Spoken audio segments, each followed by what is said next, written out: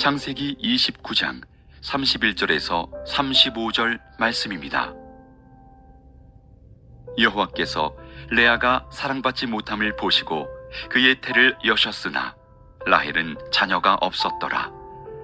레아가 임신하여 아들을 낳고 그 이름을 루벤이라 하여 이르되 여호와께서 나의 괴로움을 돌보셨으니 이제는 내 남편이 나를 사랑하리로다 하였더라.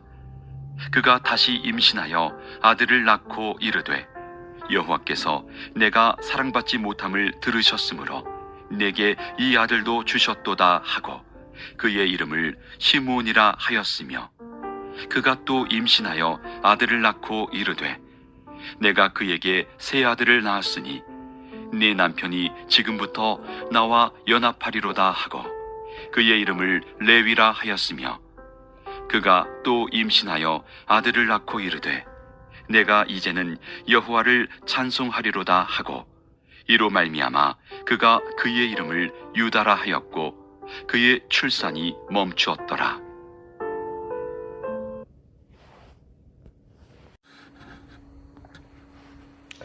창세기 29장을 보게 되면은 많은 일이 일어났습니다. 그래서 이 창세기 29장을 우리가 3일 동안 함께 이제 읽고 또 묵상을 하고 있는데요. 야곱이 하나님을 만난 후에 새로운 삶을 시작하는 것이 이제 창세기 29장이 되겠습니다. 소망을 찾은 후에 삼촌 라반의 집을 찾아가서 이제 가정을 이루게 되는 것을 보게 되는데요. 총 14년을 삼촌 집에서 일하면서 인내와 기다림을 배우는 그런 야곱의 모습을 우리가 보게 됩니다. 이 모든 과정에서 하나님이 야곱과 함께 하시면서 야곱을 인도해 주셨는데요.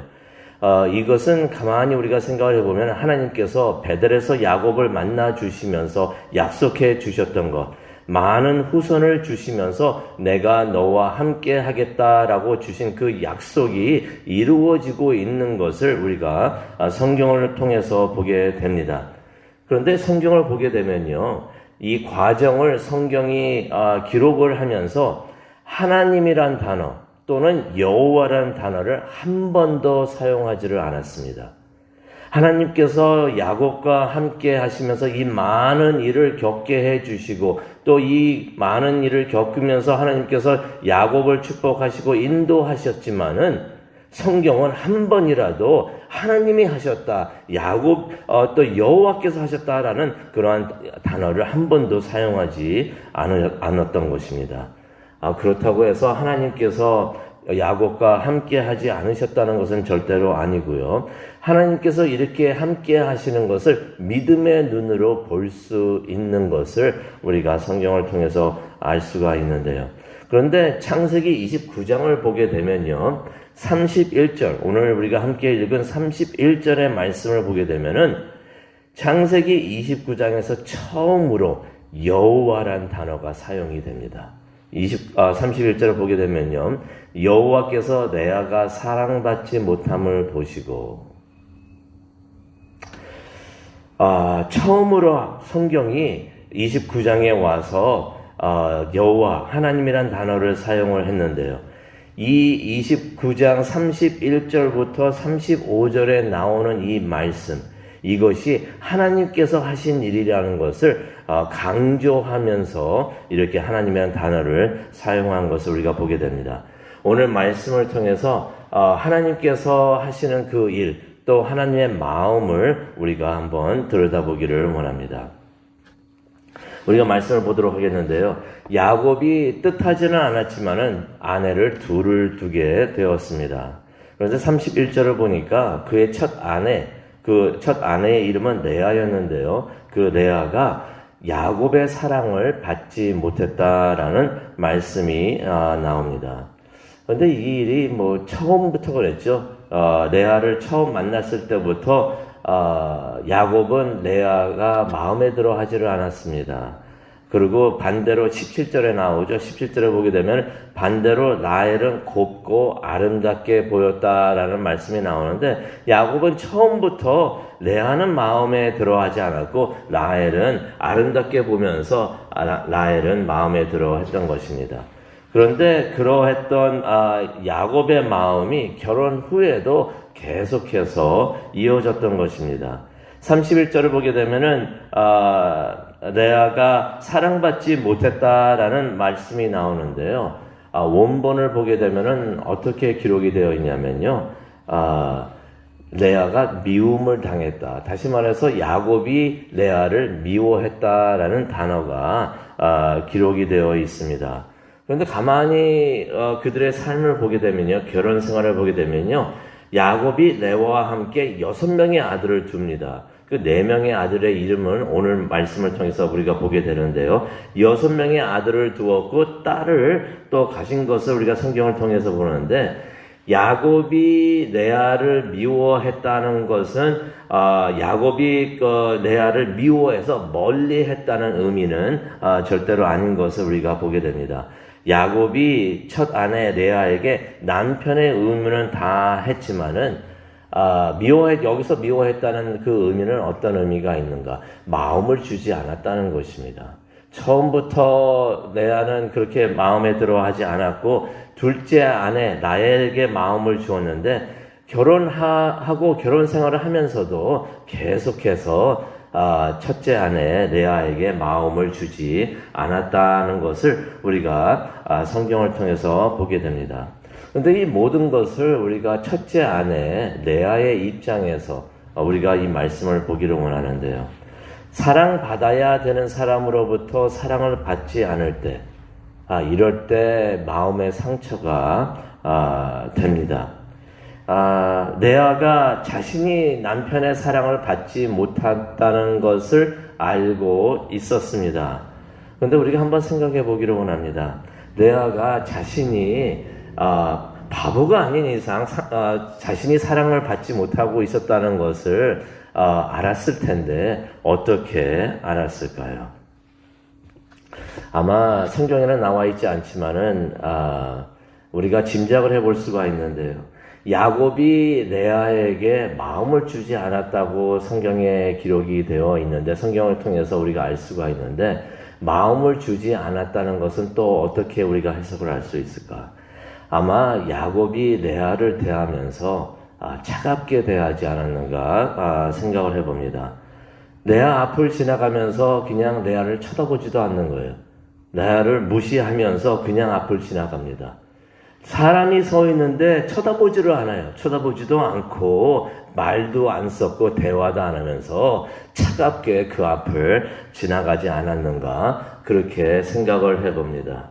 이것이 상처가 되었던 것입니다. 이것이 상처가 되어가지고 레아의 마음에 깊은 아픔이 되었을 것이다 라고서 우리가 짐작을 해 볼 수가 있습니다. 그런데 야곱이 레아를 그렇게 대하는 것을 레아가 알고 있었지만 당하는 사람 입장에서는 그걸 모를 수가 없었죠. 그것을 알고 있었는데 31절을 보게 되니까 레아만 알고 있었던 것이 아니라 31절을 보니까 누가 또 알고 있었습니까? 하나님께서도 그것을 알고 있었다. 하나님께서도 그런 그녀의 상황과 또 그녀의 마음을 아셨다라고 31절에 기록이 되어 있습니다. 그래서 하나님께서 직접 그녀를 위로를 하시는데요. 그 말씀이 31절부터 35절까지의 말씀에 나와 있는 것입니다. 어떻게 레아를 위로를 하셨는가? 31절부터 나오는 말씀을 보게 되면은 자녀를 그녀에게 주셨다는 것입니다. 그녀에게 자녀를 주시면서 그녀를 위로를 해 주셨는데요. 레아의 아픔, 그렇게 야곱이 레아를 차갑게 대하면서 그렇게 마음을 주지 않았던 그러한 일들이 얼마나 지속이 되었는가. 처음 만날 때부터 그랬는데 이것이 수년간 이어졌던 것을 우리가 알 수가 있습니다. 그 많은 자녀를 낳으면서 자녀의 이름을 보면서 우리가 알 수가 있는데 그 자녀를 낳아가지고 이름을 지어주면서까지도 계속 그 아픔이 그 상처가 계속 이어졌던 걸 보면서 이러한 이들의 그러한 상황이 그냥 하루 이틀 일주일 1, 2년도 아니고 수년간 이어졌구나 하는 것을 우리가 깨닫게 됩니다. 그래서 우리가 이 아침 자녀의 이름을 한번 보기를 원하는데요. 첫째 아들의 이름은 32절에 나옵니다. 첫째 아들의 이름은 르우벤이었습니다. 이 아들의 이름을 엄마가 지었습니다. 레아가 지었는데 르우벤이라고 지었는데 그 뜻이 무엇이었는가? 어떠한 의미의 이름인가? 주님께서 나의 괴로움을 보셨다라는 말씀이 되겠습니다. 32절을 보니까 여호와께서 나의 괴로움을 보셨다는 것입니다. 이 대목을 보면서 우리가 그 레아의 마음의 고통과 괴로움이, 마음고생이 얼마나 심했던가 하는 것을 우리가 알 수가 있는데, 얼마나 괴로웠으면 아들의 이름을, 첫 번째 아들의 이름을 이렇게 졌던 것이에요. 여호와께서 나의 괴로움을 보셨다. 위로를 받았다. 하나님을 통해서 위로를 받았다라고서 이름을 지었던 것입니다. 그러면서 한 가닥 이제 희망을 갖죠. 레아가 한 가닥 희망을 갖는데 32절에 나옵니다. 어떤 희망이었습니까? 이제는 내 남편이 나를 사랑할 것이다. 나를 차갑게 대하지 않고 나를 따뜻하게 대할 것이다 라고서 그러한 희망을 가졌던 것입니다. 근데 야곱이요, 자녀가 하나님의 축복이 되는 것을 알았습니다. 하나님께서 축복하실 때 자녀를 통해서 축복을 해주시는데, 그러한 자녀의 축복이 레아를 통해서 나오는 것을 보면서 하나님께서 레아를 사랑하시고 축복하시는구나 하는 것을 야곱도 알았을 것입니다. 하나님의 마음이 레아에 있구나, 레아와 함께 하는구나 하는 것을 야곱이 알았을 텐데, 우리가 성경을 보게 되면은 그럼에도 불구하고 야곱이 마음을 바꾸지 않는 것을 우리가 성경을 통해서 봅니다. 둘째 아들의 이름이 나오는데요, 시므온입니다. 33절에 나옵니다. 시므온이라고 하는데, 시므온의 이름, 이것도 레아 엄마가 지었습니다. 어떤 의미가 있는가? 33절에 나오죠. 여호와께서 내가 사랑받지 못함을 들으셨도다. 첫 번째는 보셨다 했는데 이번엔 들으셨다라고 말을 하고 있습니다. 무엇을 암시합니까? 사랑받지 못해서 괴로워하고 고통스러워하는 것을 하나님께 기도를 했다는 것입니다. 기도를 했더니 하나님께서 내 기도를 들어주셨다라고 그 레아가 말을 하는 것입니다. 이 말은 또 어떤 의미가 있습니까? 야곱이 이때까지도 레아를 차갑게 대했다는 것입니다. 무시하면서 쳐다보지도 않고 말도 섞지 않으면서 차갑게 대했다는 것을 우리가 33절을 통해서 볼 수가 있는데, 이때까지도 레아는 하나님 앞에 나와가지고 마음의 그러한 고통과 괴로움을 하나님께 눈물로써 기도하면서 하나님께 기도를 했다는 것입니다. 그래서 하나님께서 둘째 아들을 통해서 위로를 하셨고, 또 이 레아가 둘째 아들을 통해서 또 하나님의 위로를 체험했다는 것을 우리가 보게 됩니다. 셋째 아들의 이름은 무엇이었나요? 34절에 나오죠. 레위입니다. 레위가 되는데, 그 레위의 의미는 무엇인가? 이젠 내 남편이 나와 연합하리라. 무슨 말이냐면요, 이때까지도 야곱은 레아에게 마음을 주지 않고 있었다는 것입니다. 그래가지고 레아가 무슨 생각을 합니까? 아들을 셋이나 낳았는데 내가 이 정도 했으면은 이제는 나에게 마음을 주겠지. 연합하리라라는 것은 마음을 준다는 것입니다. 그래서 마음이 하나가 되겠지, 나에게 애착을 갖겠지라고서 레아가 희망을 가졌다는 것입니다. 그런데 참 불행하게도 레아의 희망은 그냥 희망으로만 남는 것을 우리가 알게 되는데, 넷째 아들을 낳습니다. 넷째 아들의 이름이 35절에 나옵니다. 유다입니다. 우리가 잘 알고 있는 그 유다 지파의 이제 조상이 되죠. 그 유다가 넷째 아들이 되는데, 그 유다의 이름의 의미는 무엇인가? 내가 이제는 여호와를 찬양하리로다. 그러한 의미가 되는 것입니다. 야곱이 레아에게 마음을 주었기 때문에 감사해서 레아가 하나님을 하겠다라고 말하는 것일까요? 그것은 아닙니다. 그보다도 레아가 무슨 말을 하고 있는가? 다시 한번 아들을 출산을 하면서 하나님께서 주시는 위로를 다시 한번 받고 깨달았던 것입니다. 그러면서 무엇을 깨달았는가? 지금까지는 남편으로부터 남편의 마음을 얻으면서 평생 그것을 소망으로 삶으면서 언제나 남편이 나를 사랑할까? 남편이 나를 이제는 나를 사랑하면서 나에게 애착을 주고 마음을 주겠는가 하면서 그것을 평생의 소원으로 삼고 있으면서 그렇게 기도하고 있었는데 레아가 이제 그것을 그만한다는 것입니다. 이제는 남편을 바라보면서 마음의 평안과 기쁨과 감사와 찬양을 얻는 것이 아니라 이제는 하나님을 바라보겠다는 것입니다. 하나님의 마음을 보면서 내 삶의 만족을 남편을 통해서 받는 것이 아니라 하나님을 통해서 하나님을 바라보면서 이제 그 마음의 기쁨을 얻겠다라고서 레아가 이제 그것을 깨닫고 그것을 고백을 하는 것입니다. 야곱을 계속 바라보다 보니까 괴로움만 얻어요. 마음의 고통만 얻게 됩니다. 하지만 이제부터는 하나님을 바라보면서 하나님께서 주시는 기쁨과 찬송을 얻고 이제는 하나님을 찬송하리로다 라고서 그렇게 고백을 하는 것입니다. 근데 우리가 35절을 보기를 원하는데요. 내가 이런 영적 깨달음을 얻게 되니까 하나님께서 출산을 멈추셨다라는 말씀이 35절에 나옵니다. 이것은 어떠한 것을 의미합니까?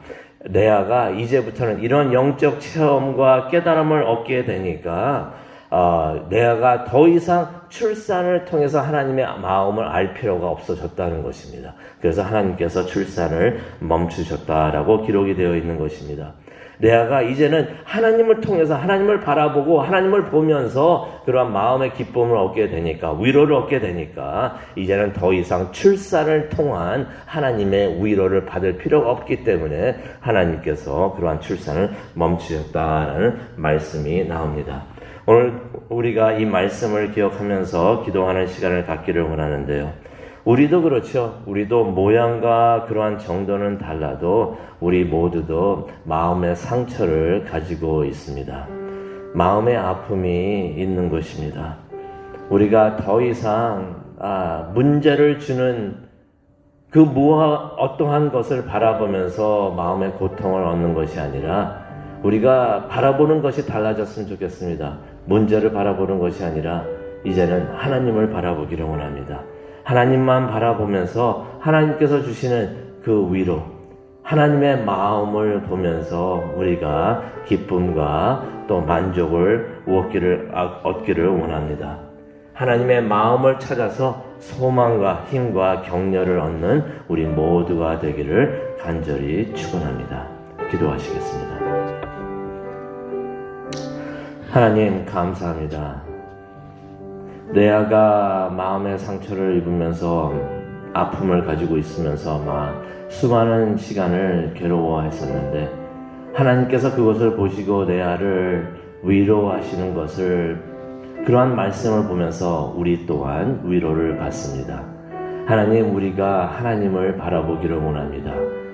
고통을 주는 그 무엇인가를 바라보면서 우리가 힘들어하는 것이 아니라 하나님을 바라보면서 위로하시는 하나님을 바라보면서 우리가 힘과 격려를 얻기를 원합니다. 그러한 기도의 시간이 되기를 원합니다. 우리와 함께하여 주시옵소서. 감사합니다. 예수님의 이름으로 기도합니다. 아멘.